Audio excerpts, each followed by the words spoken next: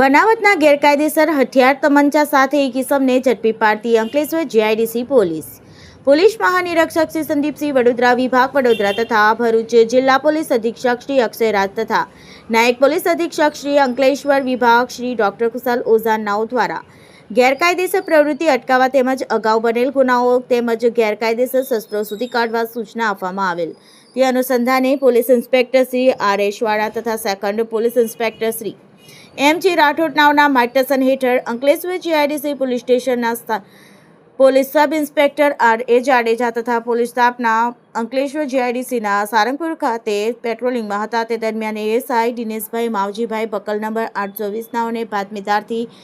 મળેલ બાતમી આધારે પોલીસ ટીમ દ્વારા સારંગપુર ગામના Adarsh Nagar plot number 1617ના room number 7માં રહેતા પંકજ સહદેવ મંડલ નાઓના મકાનમાં રેડ કરતા તેમના મકાનમાંથી 4 જીવતા કારતૂસ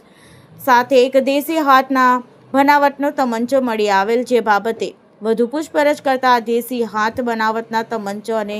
શિવનંદ કુમાર દિલીપ મંડલ રહેવાસી મકાન નંબર F401 ધર્મનંદન રેસિડેન્સી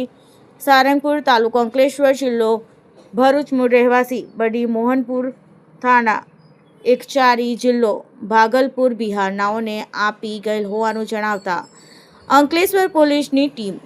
દ્વારા ગણતરીના સમયમાં હથિયાર આપનાર આરોપીને પણ શોધી કાઢવામાં આવેલ છે અને બંને આરોપીઓની ધરપકડ કરી ગુનાની આગળની તપાસ પોલીસ સબ ઇન્સ્પેક્ટર શ્રી આર.એસ. અસવારને ચલાવી રહેલ છે.